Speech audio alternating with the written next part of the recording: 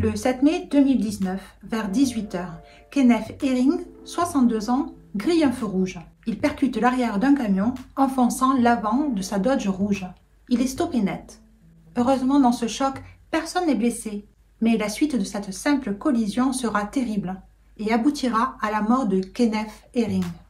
Anna Payne, qui a 21 ans, sera mise ce jour-là en état d'arrestation.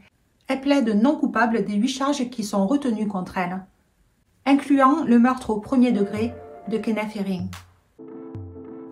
Bonjour et bienvenue sur ma chaîne Avec Malice. Et pour ceux qui ne me connaissent pas, je raconte ici l'histoire des victimes à travers le procès des accusés. Dans cette affaire, Anna Payne a été jugée en décembre 2023. Et cette histoire a fait le tour des États-Unis, certains y ont vu du racisme et d'autres de la mégalomanie. Et c'est parti pour l'histoire de Anna Payne, qui pensait être un citoyen exemplaire. L'histoire se déroule dans l'État de Géorgie, un État du Sud. On est près de Atlanta, dans le comté de Clayton. Le 7 mai 2019, vers 18 h, à l'heure de la sortie du travail, sur la route 225, il y a des gros travaux. Et cela entraîne un ralentissement énorme. Terry Robinson est dans sa voiture, au ralenti. Il sort du travail. C'est un gardien de prison, il est encore en uniforme. Terry voit un pick-up rouge qui grille un feu, qui emboutit un camion à l'arrêt. Stanley Kimball, le conducteur du camion, sort de sa cabine pour évaluer les dégâts. Quant à Terry Robinson, il décide de mettre sa voiture sur le bas-côté et de venir en aide aux 2 personnes. Il appelle aussi le 911. Une autre personne un petit peu plus loin a aperçu la collision. C'est Anna Payne. Elle est à bord de sa Jeep noire et elle aussi décide de se garer sur le bas-côté. Elle appelle, elle aussi, le 911. Sur la scène de la collision, la voiture la plus endommagée, c'est celle de Kenneth Herring. L'avant est enfoncé, le moteur fume et il y a du liquide qui s'écoule à terre. Stanley et Terry s'adressent à Kenneth. Ils veulent savoir si tout va bien. Kenneth Herring leur dit que oui, mais il ne sait pas ce qu'il s'est passé. Les 4 personnes vont attendre pas loin de leur voiture jusqu'à ce que la police arrive. Mais les minutes passent et les policiers n'arrivent pas. En fait, ils sont bloqués. Les policiers, en venant, ont assisté à un accident dans lequel il y a des blessés. Donc, ils ont préféré privilégier l'accident avec des blessés plutôt que la simple collision. Mais Terry, sur place, se rend compte que Kenneth Herring ne va pas si bien que ça. Kenneth n'arrête pas de marcher. Il fait le tour de la voiture et il répète toujours la même question. Qu'est-ce qui s'est passé? Et puis, plus les minutes passent, plus Stanley et Terry se rendent compte que Kenneth est désorienté, confus. Kenneth est en train de se mettre en danger en marchant très près des voitures. Terry va le voir et lui conseille de s'asseoir dans sa voiture, dans sa Dodge, en attendant la police. Terry rappelle le 911 et cette fois-ci, il demande une ambulance. Il commence à être inquiet du comportement de cet homme et il signale qu'il pourrait avoir un problème de santé. En fait, Terry Robinson est bien un gardien de prison, mais il est à l'infirmerie et il passe son temps à écouter les conversations et les consultations que font les médecins avec les prisonniers. Le comportement de Kenneth Herring lui fait penser à un patient diabétique qui viendrait en consultation pour une hypoglycémie. Il demande au 911 une ambulance au plus vite.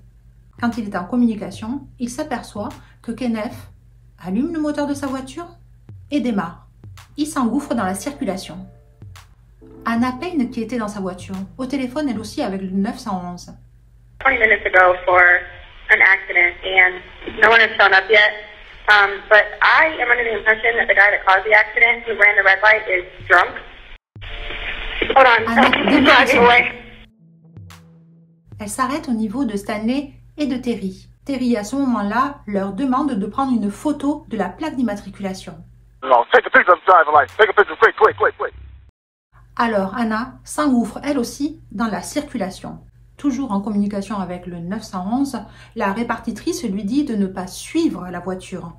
Okay, so he is going west. So you couldn't get a tag number? No, but I'm catching up to him right now. Okay, ma'am, we actually do not want you to chase him.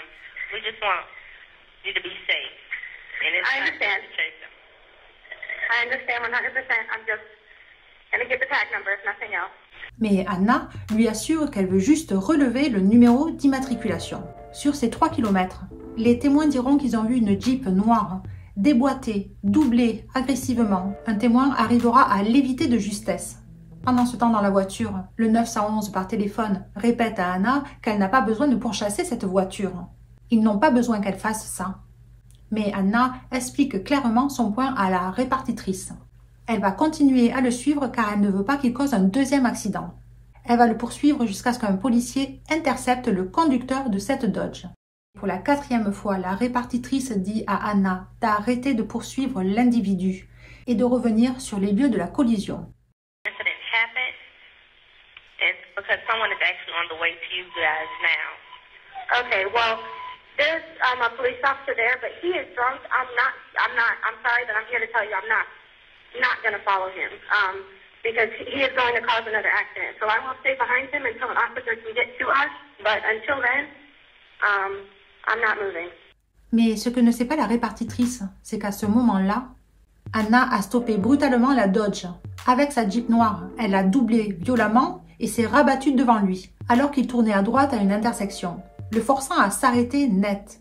Puis toujours en relation avec le 911, elle sort de sa voiture, s'approche de Kenneth Hearing et lui crie de sortir de sa voiture.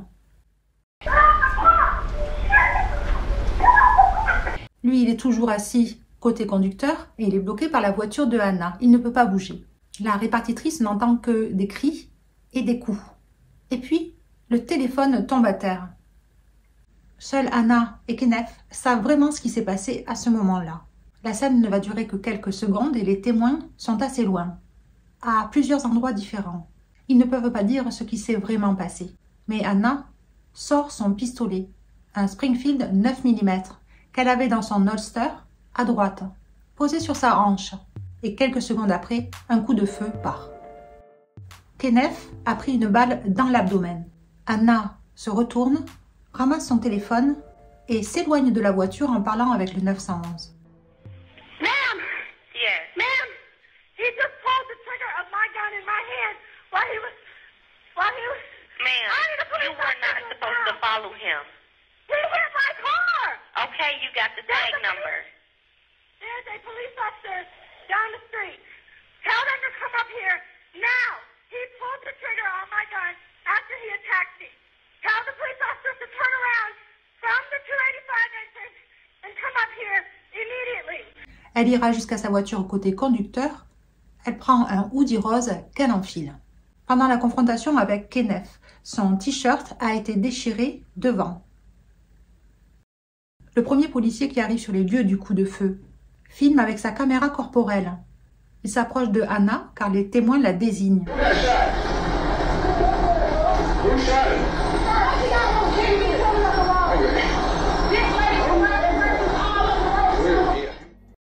Elle est toujours au téléphone avec le 911 et quand elle voit le policier, elle lui tend son revolver, sans lui adresser un mot. Le policier part aider les témoins et surtout commencer les manœuvres de réanimation sur Kenneth. Toujours avec sa caméra corporelle, on voit que Anna commence à parler avec les témoins. Elle s'assure que ce qu'ils ont vu colle avec sa version, la version qu'elle a donnée au 911. C'est-à-dire que c'est Kenneth Hearing qui l'a attaqué et que c'est lui qui a fait feu durant la lutte. Et à l'arrivée d'une autre patrouille de policiers, Anna est détenue en attendant que les policiers y voient plus clair. Après lui avoir lu ses droits, Anna raconte.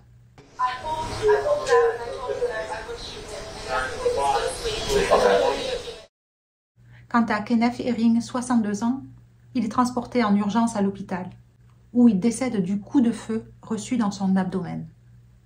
Sa femme, Christine, est sous le choc. Elle dira qu'ils étaient mariés depuis des années. Kenneth est un homme bon et il était adoré par ses petits-enfants. Il avait sa propre entreprise de mécanicien, spécialisée surtout dans l'air conditionné, et sa Dodge rouge était son deuxième entrepôt. Et c'est bien ce que vont retrouver les policiers en fouillant dans la voiture de Kenneth. Il y a énormément d'outils, plein de matériel pour son métier. Mais ils vont trouver autre chose aussi. Ils vont trouver des seringues et de l'insuline. Kenneth était diabétique.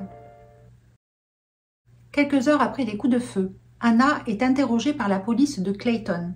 Elle explique qu'elle travaille comme gestionnaire de propriété depuis qu'elle a eu son bac. Elle dit qu'elle passe son temps à récupérer des loyers. Sur elle, elle peut avoir de l'argent. Elle rencontre des personnes qu'elle ne connaît pas. Et donc, elle a décidé, dès qu'elle a eu l'autorisation, c'est-à-dire 21 ans dans l'État de Géorgie, de s'acheter une arme pour sa protection. Et c'est pour ça qu'elle l'avait sur la hanche, dans son holster. C'est parce qu'elle sortait du travail. En Géorgie, on a le droit d'avoir un pistolet sur soi. Il faut avoir une licence et plus de 21 ans. Donc Anna, à ce moment-là, détient une arme légalement. Anna dit que quand elle a compris qu'il allait prendre la sortie sur la droite, elle a vu une opportunité de le forcer à s'arrêter. Puis elle est sortie de sa voiture, elle s'est approchée du conducteur de la Dodge, elle lui ordonne de venir avec elle sur les lieux de la collision, comme le 911 lui aurait indiqué. Mais à ce moment-là, Kenneth, à travers la vitre, essaye de la pousser. Son téléphone tombe. Kenneth lui attrape le poignet droit. Les deux se poussent réciproquement à travers la vitre à moitié ouverte. Elle dit qu'à un moment donné, il se penche vers l'arrière et il cherche quelque chose dans tout son fatras. Il n'arrête pas de lui répéter « Je ne vous connais pas, je ne vous connais pas ». Et à un moment donné, il appuie sur l'accélérateur. Sa voiture avance et cogne sa Jeep noire au niveau de la roue. Il l'insulte aussi. Et là, Anna dit qu'elle commence à avoir peur. Elle sort son pistolet et elle lui dit « Je vais te tirer dessus ». À ce moment-là, Kenneth essaye de s'emparer de son pistolet. Les deux se battent. Et selon elle, les deux tenaient l'arme quand le coup de feu est parti. Hands on my hand, so that way both of our hands was in the I don't know the trigger. The trigger bar? Trigger, yeah. Les policiers prennent des photos des blessures de Anna, sans vraiment pouvoir être sûrs de donner une date, parce que beaucoup de blessures sont très superficielles. Il y a une trace perceptible au niveau de la nuque, il y a une rougeur au niveau du poignet, quand il l'a attrapé, et au niveau des doigts. Mais là, les policiers le sauront après, elle s'est arraché les faux ongles avec les dents, ce qui a pu engendrer une coupure sur le petit doigt. Elle dira par la suite que ses faux ongles étaient cassés à cause de la lutte. Pendant la fouille de la voiture de Kenneth, parmi tous les outils, les policiers trouveront aussi un couteau. Selon les policiers, ce couteau était accessible de la place de Kenneth, mais difficilement. Il aurait été plus facile pour Kenneth, en fait, d'attraper un tournevis. Après son interrogatoire, Anna est mise en état d'arrestation pour 8 chefs d'accusation. Elle est accusée d'avoir pourchassé, détenu, agressé, tiré avec une arme à feu létale Kenneth Herring, un homme non armé assis dans sa voiture. Juste un petit point d'explication, détenu, c'est qu'elle l'a bloqué. Kenneth ne pouvait plus sortir de cette situation. Devant lui, il y avait une Jeep et Anna bloquait sa portière. Anna, si elle est reconnue coupable, elle peut prendre prison à vie. Ses parents vont beaucoup parler dans les médias pour dire que c'est une personne douce et gentille. Et ils vont lui fournir un avocat coriace, Matt Tucker. De suite, ils demandent à ce qu'elle sorte sous caution. Pour lui, Anna Payne est un bon citoyen. Elle avait peur pour sa vie et elle sentait qu'elle avait besoin d'une arme pour se défendre. Ses parents payeront la caution et elle sortira assignée à résidence avec un bracelet électronique. Et puis le temps va passer. L'avocat, Matt Tucker, fait traîner les choses, car pendant tout ce temps, Anna est en liberté, mais pour la famille de Kenneth, le temps est long. En 2023, on a enfin une date pour le procès de Anna Payne.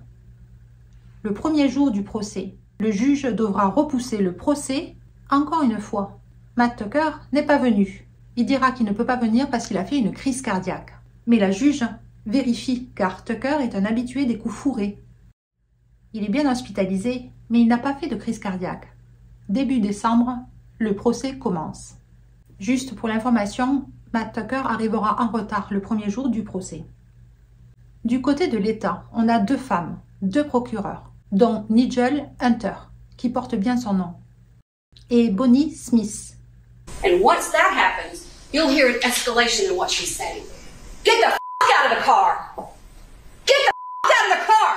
I will shoot you! I will shoot you! La première chose qui se demande, c'est comment Anna Payne a pu en arriver là. Elle n'était même pas impliquée dans l'accident. Et puis, elle n'a jamais écouté les ordres du 911 qui lui demandait d'arrêter de poursuivre Kenneth. Elle insiste aussi sur le fait que Anna a mis en danger tout le monde sur la route pour arriver à rattraper Kenneth. Et aussi, elle a stoppé la course d'une personne, Kenneth, qui sans doute se rendait à l'hôpital, qui était à quelques kilomètres de là. Elle pensait qu'il était alcoolisé alors qu'il souffrait d'hypoglycémie.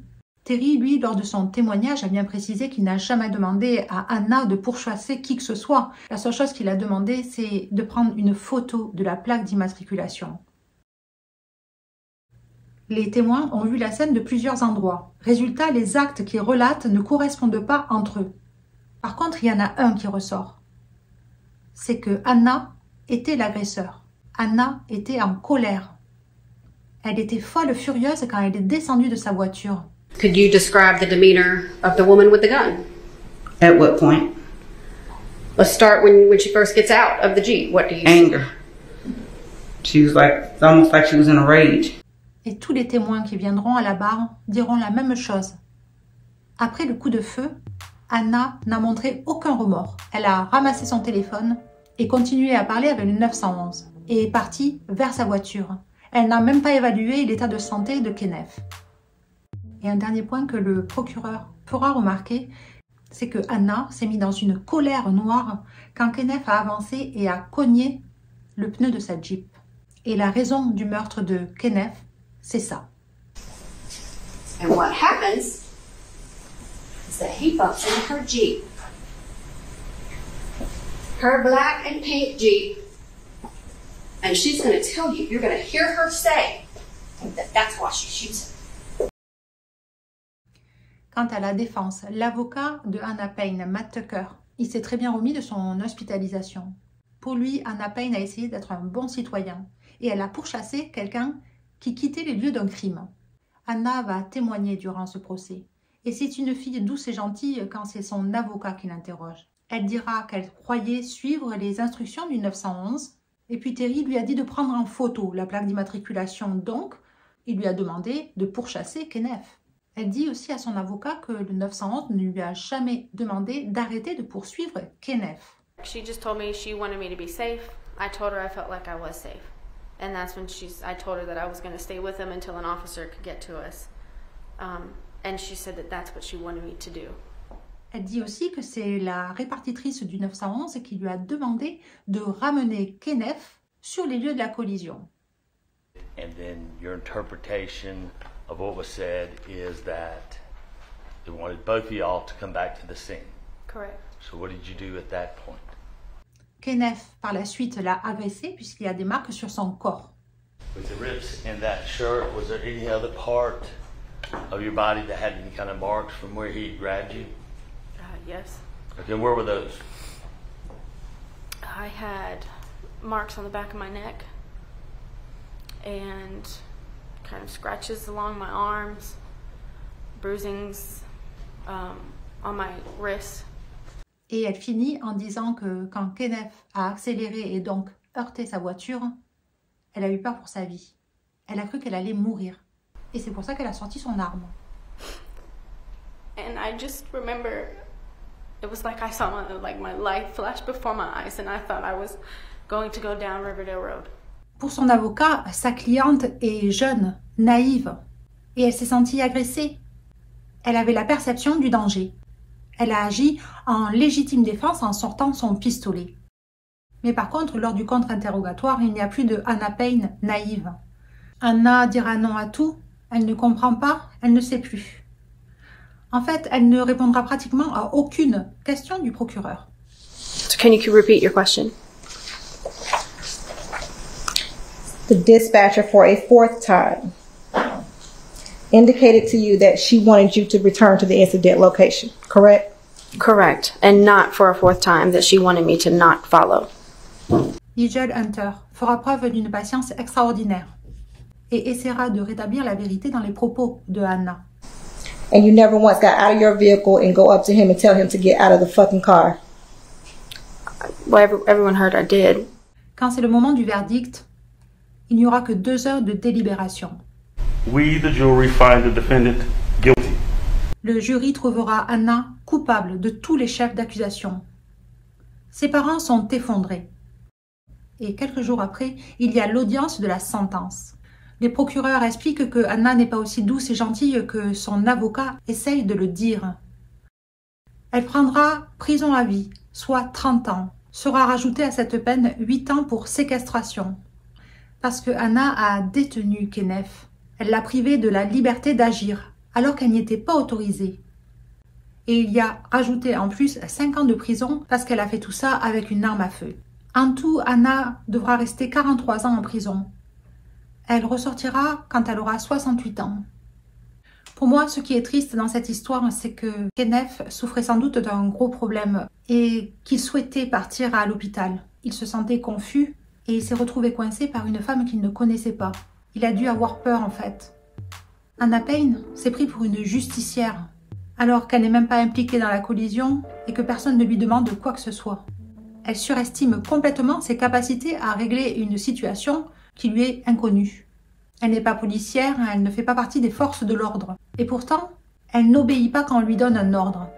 Elle a donc une très grande confiance en elle et se sent supérieure à la police et à la répartitrice du 911. Et elle ne s'est jamais remis en cause. Jamais.